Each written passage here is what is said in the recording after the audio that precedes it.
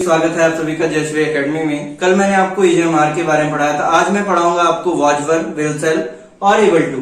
तो सबसे पहले हम एबल टू को देखते हैं।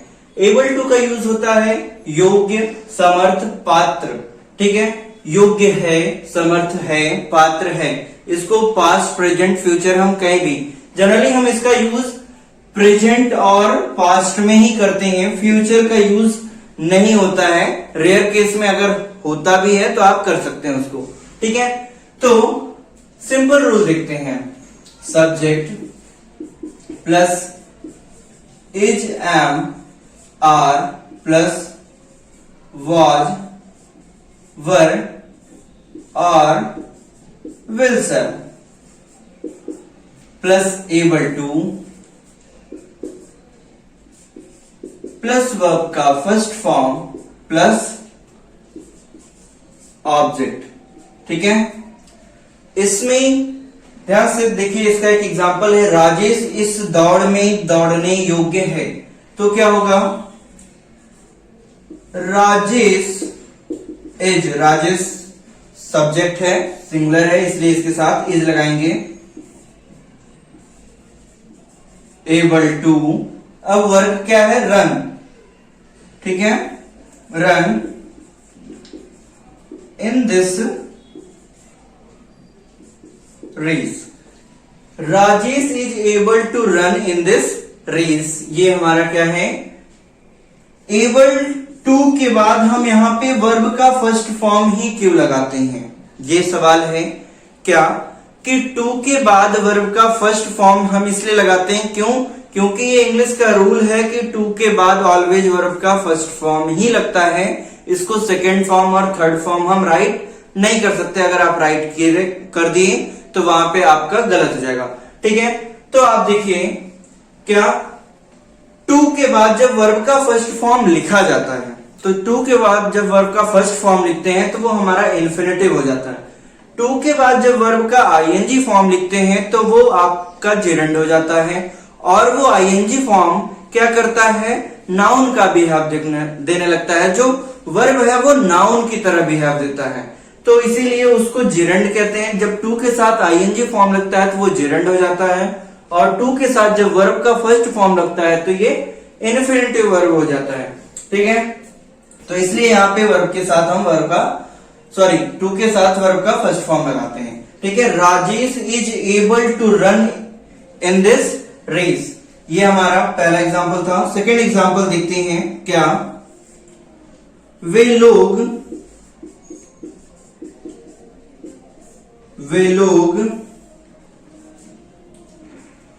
खाना खाने योग्य हैं। खाना खाने योग्य हैं, क्या, they are able to eat. यहां पे कोई ऑब्जेक्ट नहीं है, यहां पे ऑब्जेक्ट है, इसमें कोई ऑब्जेक्ट नहीं है। ठीक है, तो ये हमारा सिंपल रूल रहा। अब निगेटिव रूल्स को देखते हैं। निगेटिव रूल बहुत इजी है, कुछ करना नहीं है। इज, एम, आर के बाद यहां पे हमको नॉट ऐड कर देना है।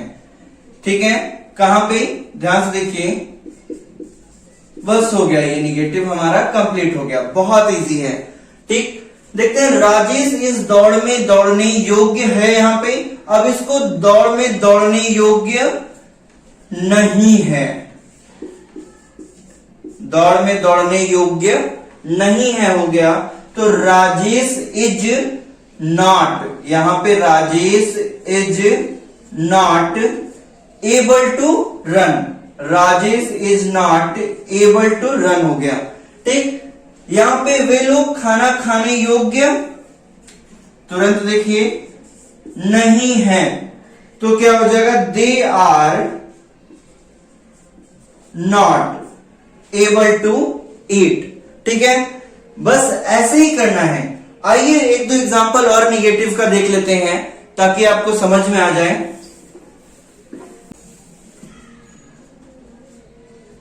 थर्ड नंबर देखिए,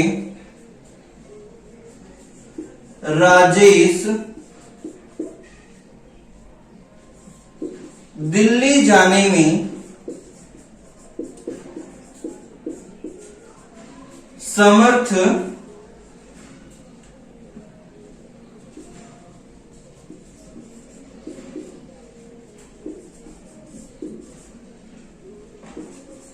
ठीक है। राजेश दिल्ली जाने में समर्थ नहीं है। समर्थ का मतलब क्या? योग्य नहीं है। क्यों? हो सकता है उसको चोट लगी हो, इनकम यानी कि इकोनॉमिकल प्रॉब्लम हो या पैरालिसिस हो, कुछ इस तरह की हैपनिंग है, ये क्लियर नहीं है। बट क्या राजेश दिल्ली जाने में समर्थ नहीं है, तो क्या होगा? Rajesh is not able to go, कहां जाने को? दिल्ली। तो दिल्ली, हिंदी में दिल्ली और लेकिन इंग्लिश में क्या बोलेंगे? दिल्ली। ठीक है,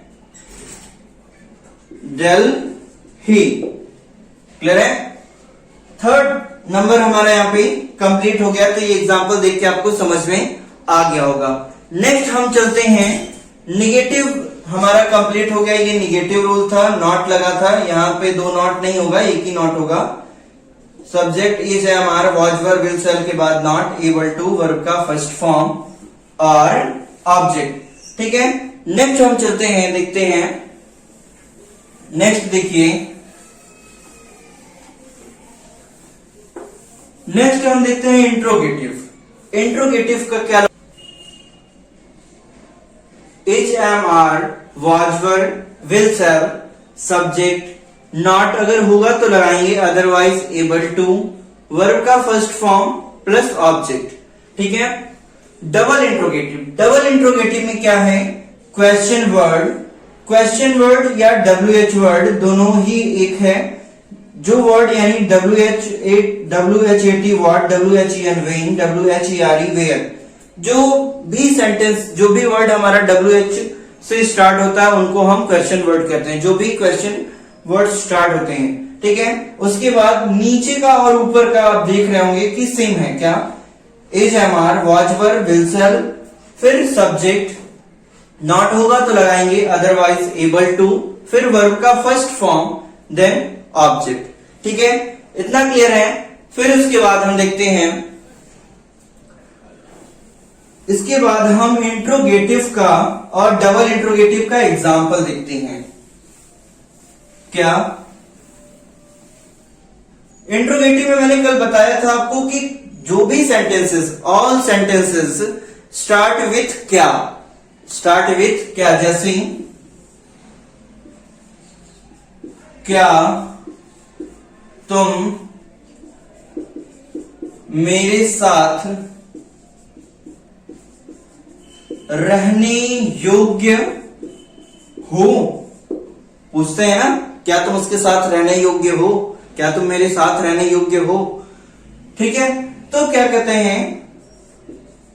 are you able to stay with me, are you able to stay with me. ठीक है, नेक्स्ट चलते हैं सेकंड नंबर।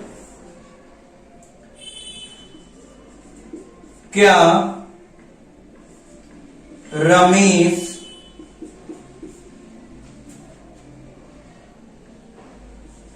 बाजार जाने योग्य है? बाजार जाने, क्यों? रमेश अभी छोटा है इसलिए पूछा जा रहा है, क्या रमेश बाजार जाने योग्य है? तो क्या होगा? Is Ramesh able to go, यहां पे इन नहीं, यहां टू मार्केट। ठीक है, क्लियर है? दोनों जगह क्वेश्चन मार्क होगा। तो ये रहा हमारा इंट्रोगेटिव। अब देखते हैं हम क्या? Double interrogative. डबल इंट्रोगेटिव इससे भी ज्यादा इजी है, बस करना कुछ नहीं है। ध्यान समझिए,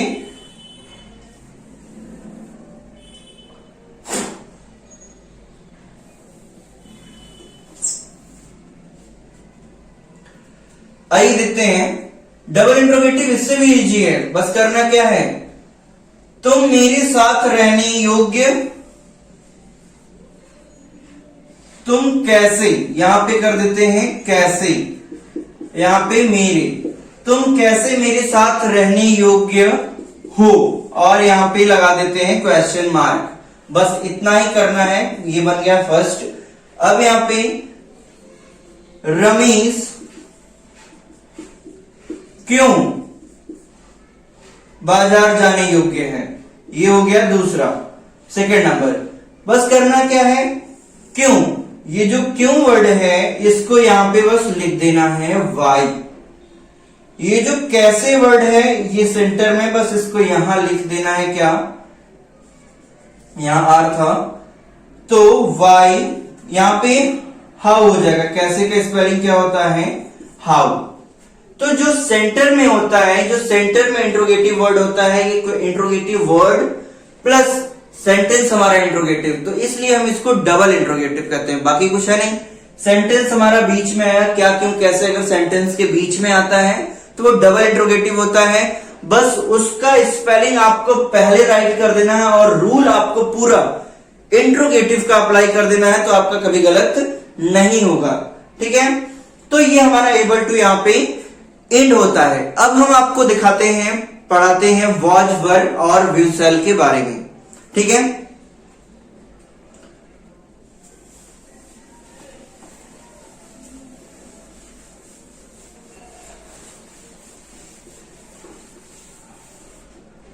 नेक्स्ट टॉपिक है हमारा वॉज, वर। सिंगुलर के लिए हम वॉज लगाते हैं और प्लूरल के लिए हम क्या लगाते हैं, वर। ये हमारा प्रेजेंट टेंस है, क्या है, प्रेजेंट सॉरी पास्ट टेंस है। पास्ट टेंस में हम वॉज वर का यूज करते हैं, ठीक है। और फ्यूचर टेंस में हम क्या यूज करते हैं, विल और सेल। तो हम कंबाइंड यानी कि मिलाकर इसका स्ट्रक्चर देखते हैं। स्ट्रक्चर क्या होगा, आइए ध्यान से देखते हैं। देखते हैं सिंपल स्ट्रक्चर इसका। सिंपल रूल, सिंपल रूल में कुछ है नहीं, सब्जेक्ट प्लस यहां पे विल और सेल के साथ में लगता है वी, बी जिसको कहते हैं, विल बी और सेल बी। जब सिंपल यानी कि जब विल सेल मेन वर्ब का बिहेव दे रहा होता है तो उनके साथ हम बी का यूज करते हैं, क्यों, होगा, होगा जैसा सेंटेंस आता है, इसलिए हम यहां पे विल बी और सेल बी यूज करते हैं। ठीक है, subject plus was were plus will be या सेल बी प्लस ऑब्जेक्ट, बस इतना ही। जैसे वह मूर्ख था, मूर्ख था, इसी को हम, ये हमारा क्या है, पास्ट है, तो क्या कहेंगे, ही वॉज फूल। वॉज का यूज कहां करेंगे, वॉज हम करेंगे सिंगुलर सब्जेक्ट के साथ, और वर का यूज करेंगे प्लूरल सब्जेक्ट के साथ। लेकिन विल और सेल का कॉन्सेप्ट थोड़ा अलग है। सेल का यूज हम कहां करते हैं, आई और वी के साथ, और विल का यूज हम आई वी को छोड़कर सभी के साथ करते हैं। ठीक है, तो अब बात करते हैं वह मूर्ख था। अब इसी को हम पास्ट में से प्रेजेंट में ले जाते हैं। प्रेजेंट में ले जाएंगे तो फर्स्ट नंबर यही सेम चीज देखिए, वह मूर्ख होगा, वह मूर्ख होगा, तो क्या कहेंगे, ही विल बी, बी लगाना मत भूलिए, क्यों, ये होगा के लिए, इसलिए यहां बी लगा हुआ है, ही विल बी फूल। ठीक है, सेकेंड नंबर, क्या आप जब इस तरह से यही ग्रामेटिकल एरर है ही विल फूल कह देते हैं तो इसलिए यहाँ पे गलत हो जाता है, इसलिए यहाँ पे बी लगाना जरूरी है, इसलिए ध्यान दीजिएगा। सेकेंड एग्जाम्पल देखते हैं, वर से रिलेटेड और रिलेटेड टू सेल। मैं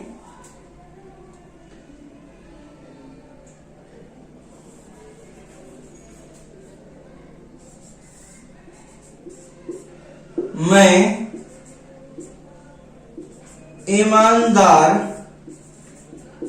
था, मैं ईमानदार था, तो क्या होगा, आई वर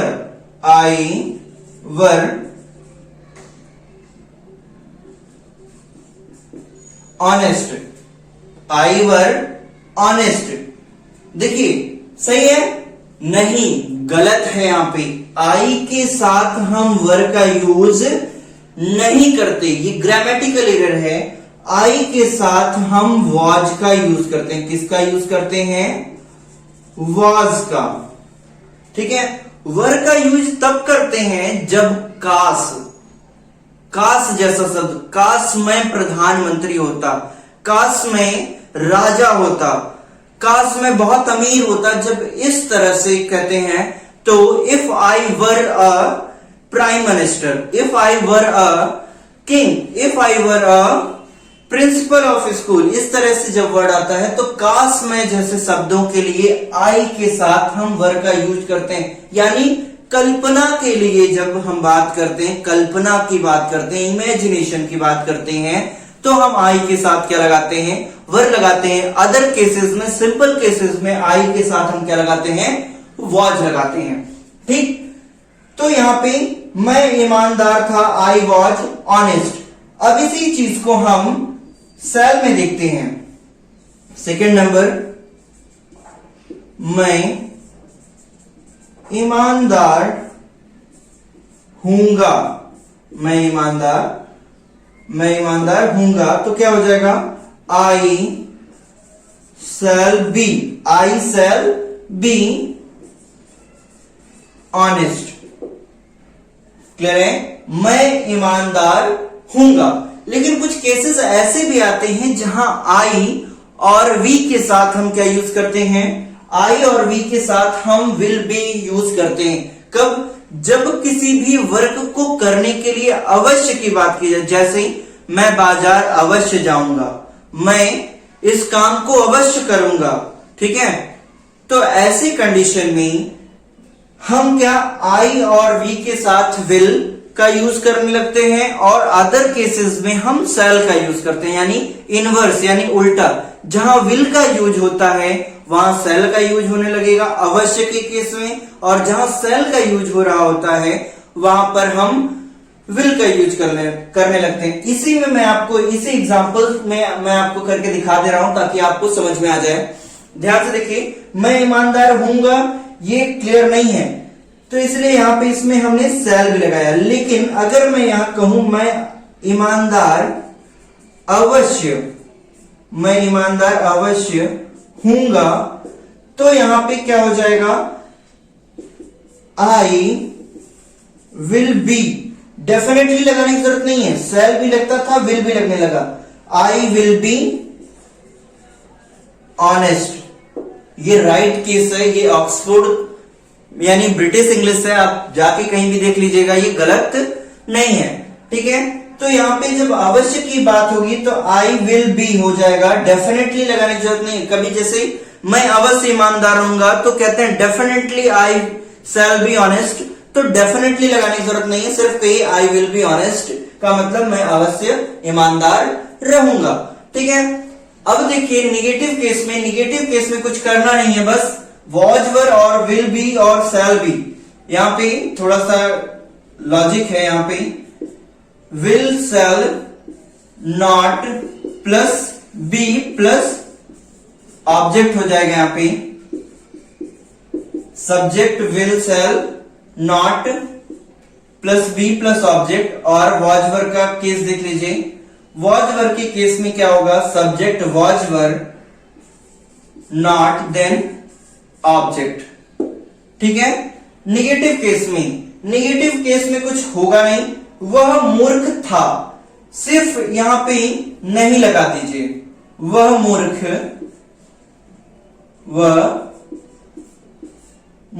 नहीं था, वह मूर्ख नहीं था, क्या हो जाएगा, देखिए वह मूर्ख नहीं था, तो ही वॉज नॉट हंग्री, वह मूर्ख नहीं होगा, ये हमारा विल सेल का यूज है, ये वॉज वर्ब है, ये विल सेल है, तो we will not B full. ये दो एग्जांपल्स हैं आपके निगेटिव के। अब आइए देखते हैं इंट्रोगेटिव, देखते हैं क्या इंट्रोगेटिव और डबल इंट्रोगेटिव। इंट्रोगेटिव और डबल इंट्रोगेटिव में कोई फर्क है नहीं, लेकिन आप समझ लीजिए।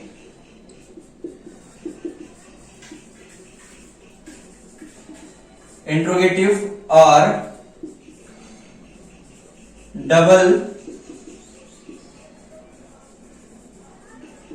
इंट्रोगेटिव। इंट्रोगेटिव का रूल है वॉज वर्ब में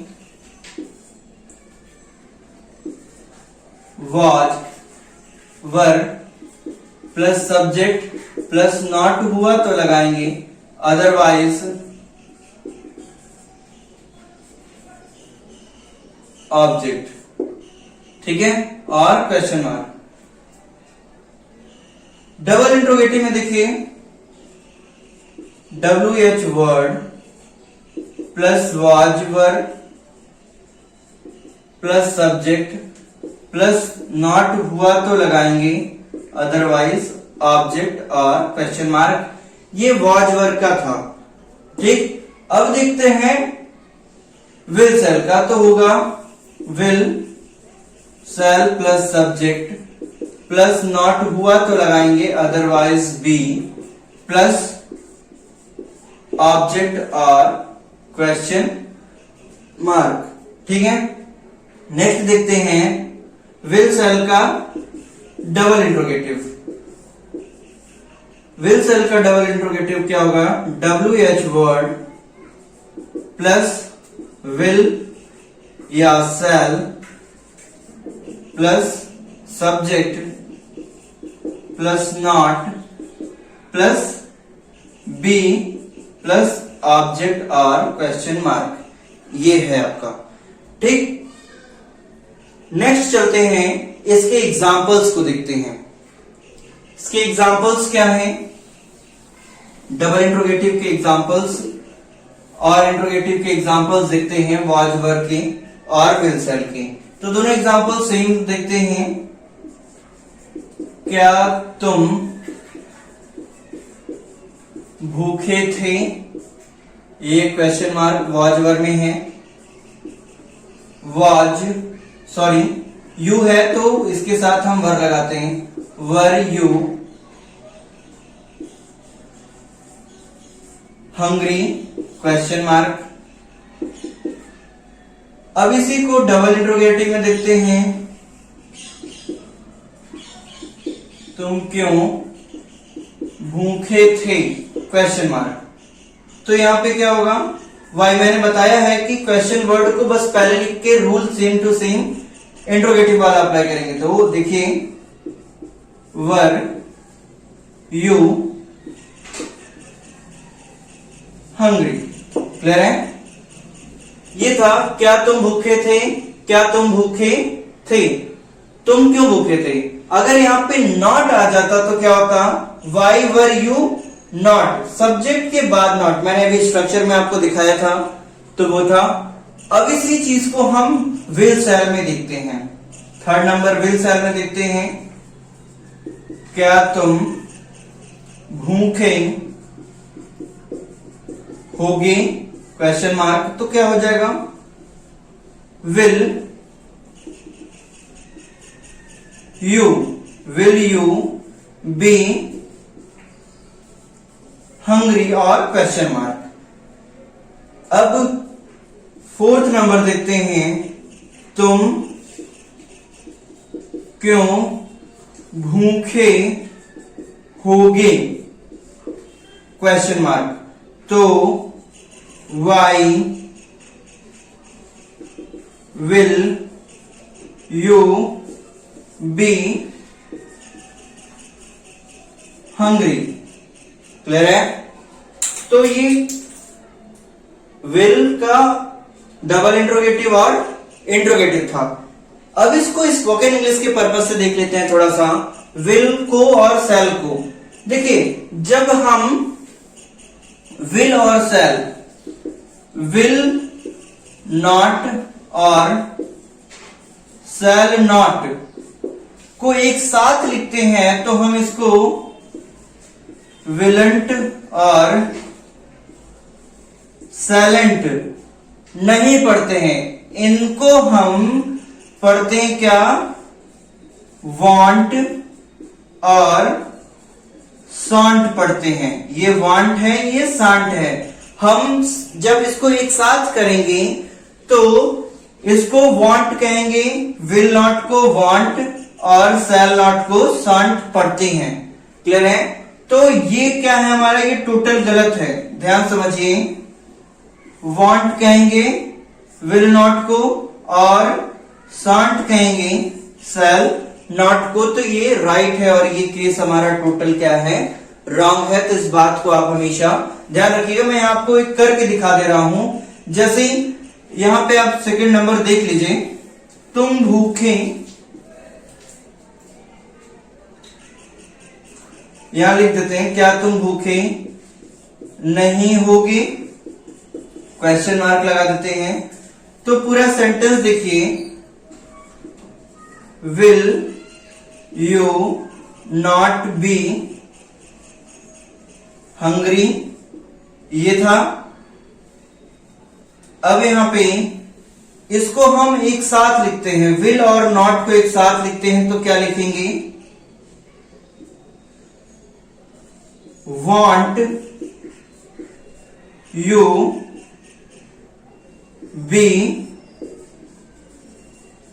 ये इसका राइट केस है। तो ये समझ में आ गया होगा आप सभी को। ये टॉपिक आज हमारा यहीं पे एंड होता है। जो भी क्वेश्चन होगा आप हमारे कमेंट बॉक्स में मैसेज कीजिएगा, मैं आपको सभी को रिप्लाई करूंगा। वीडियो को पाते रहने के लिए आप हमारे चैनल को सब्सक्राइब कर दीजिए और बेल नोटिफिकेशंस को ऑन कर दीजिए, ताकि हम जो भी वीडियो अपलोड करें आप सभी को मिलता रहे। तब तक के लिए जय हिंद।